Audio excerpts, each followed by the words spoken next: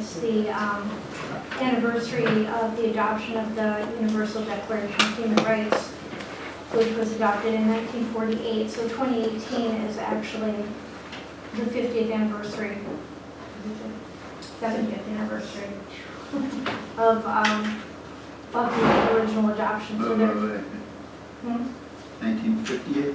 There's the 48. Oh, 48. 28, That would yeah. be the 70th. Yeah, so the UN is having a year of human rights, and in any case, I found out about this and I thought it would be good for us to adopt a resolution in relation to letting the community know about the Human Relations Commission that we're looking to have people apply to and show interest in and start to get moving again. So that's why I propose that we adopt this resolution. So I'll move adoption of resolution 2017, what number is it? Do we know what number it is? XX, to be determined. Second.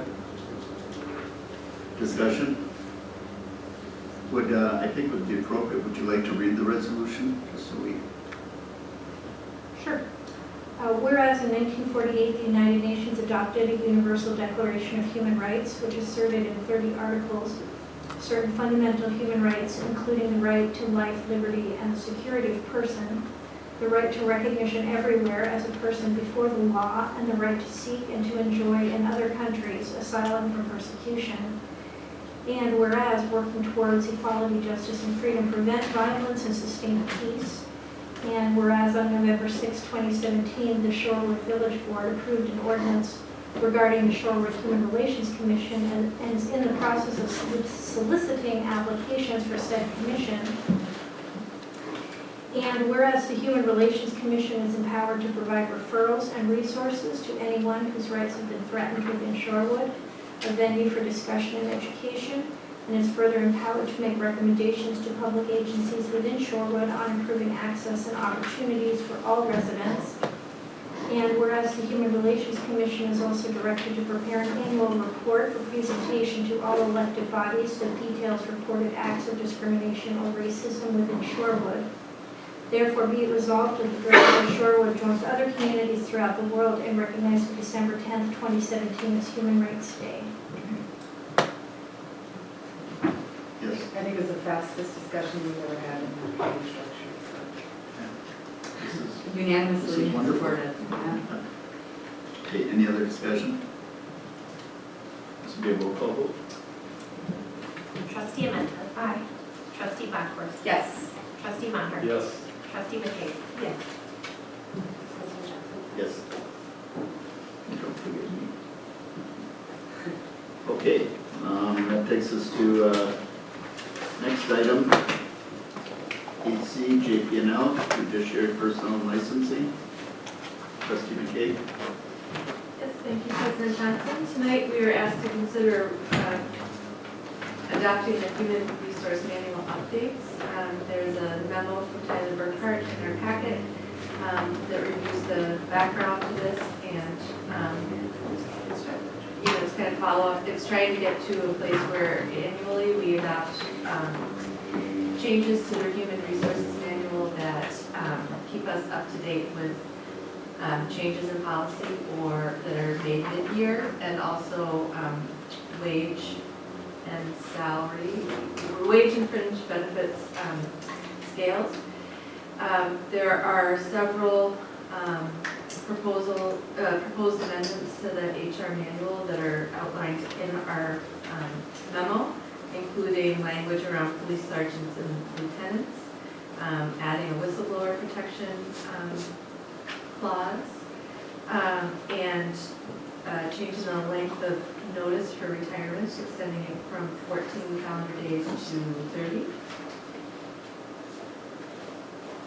To eliminate break leave for public works employees, which has been a gradual process since 2012. To change the date for new hires completing the wellness scorecard, and to adapt language that about the clerk and customer service department that was changes when we approved new position titles. and now that's updated. So I think I will,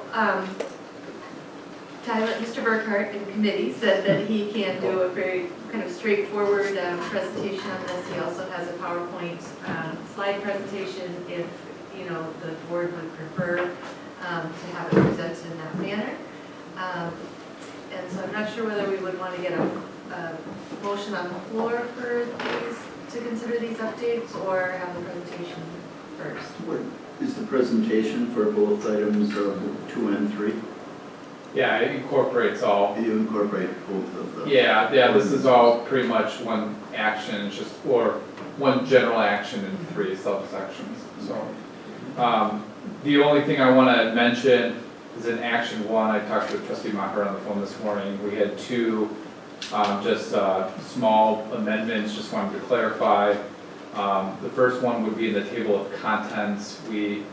I have in there the employee, the EAP, the Employee Assistance Program crossed off. That should still be in there in the table of contents. So that would be one amendment. The second amendment would be on page 16 of the HR manual itself. It would be the 5th line of the whistleblower protection, where we have an extra T thrown in there. We would have to cross that off. So those are just 2 amendments that I just want to make sure that the board is aware of. Otherwise, just the general comment I just want to make, unless there are specific questions. A lot of the changes that take place that we're doing this year is based off of what we've done on the wage ordinances in prior years. If you remember, it's always been a past practice that we would adopt wage ordinances. We're trying to get away from that, especially because as we're bringing in new employees mid-year, those wages changes. So by having the board always adopt the HR manual at the end of every year, you're adopting the pay ranges that village staff are authorized to use for positions. In addition, the village budget is just another way that you adopt a wage plan for village staff. So there's a few things that we're doing to phase that out. A lot of this sergeant and lieutenant language is a big change, or big thing that we're doing this year to get away from that wage ordinance. And then an action that you did 6 months ago regarding the DPW employees, phasing them off the step system. So we've done that for all except for about 3 employees, which we will continue working on phasing out. That will be about 1 or 2 more years, but once that, all those 3 are phased out, then we can get rid of that language as well. So a lot of the changes are because of the previous wage ordinances. We don't have a lot of bigger changes. I think that was strategically because we wanted to make sure Rebecca got kind of a year under her belt before we're proposing any larger significant changes. So a lot of these are more administrative and such for this year. So, what are we doing? So I would like to make a motion Okay. to adopt the Village of Shorewood Human Resources Manual as proposed. I think I would have to take all these separately. No, Yes, so Yeah. each would be I would recommend a separate vote. So I would just stick with number 1 right now, because 2 and 3 would have to be a roll call anyways, being an ordinance. Second? Discussion? What happened in, what happened in committee? Oh, Was a recommendation made at committee? yes, we recommended to approve, to adopt. We did not review the slide presentation. I guess at this time, if any of the board members would prefer that style of presentation, we could initiate that during this discussion. We did not, as a committee, think it was, we didn't want to speak for the full board, so we didn't find it necessary for us. No pressure. Does anybody? Contested either. Thank you, All right. Mr. One Marr. thing, I've been looking over the salary range assignments. We've added the senior resource center program assistant position to this. Yeah, it was, for whatever reason, it was never included in the pay range. So when I was reviewing the HR manual this year, I realized that. So the typical salary that we would put in the wage ordinance in the past was between $13 and $15 per hour. That's also what we have as the pay range in its job description. So I just simply added that to the pay ranges assignment. Yeah, I would like, maybe not at this point, but in the next go-around, is look at raising that up. It seems lower than the others, and I mean, it is an important program we have, we want to really qualify people. One of our goals. And I can make a note, I can make a note of that. Work for you. Sure. Any other comments, questions? Okay, we have a motion before us and a second. All in favor of the motion as stated, say aye. Aye. Opposed? That takes us to next item, which was consider approving ordinance 2088 related to wage and fringe benefits for village personnel and general cost classification and management. As we mentioned, this is in the effort to modify how we update this information. And so I'm going to make a motion to approve ordinance 2088, wage and fringe benefits for village personnel of general classification and management. Second. Discussion? Again, I assume this was recommended in committee. Right, I don't think we raised any concerns around this as pretty procedural. I don't know, Mr. Rivera, would you like to say? There was no other items of discussion. Any other? Be a roll call vote? Trustee Bachhorst? Yes. Trustee Maher? Yes. Trustee McKay? Yes. Trustee Mental? Aye. President Johnson? Yes. And the next one is the ordinance for the wage and fringe benefits for lieutenants and sergeants. So similarly, I'd like to make a motion to approve ordinance 2089, wage and fringe benefits for lieutenants and sergeants. Second.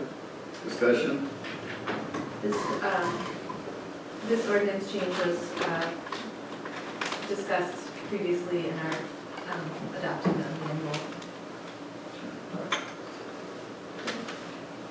Any other discussion? Roll call vote. Trustee Maher? Yes. Trustee McKay? Yes. Trustee Mental? Aye. Trustee Bachhorst? Aye. President Johnson? Yes.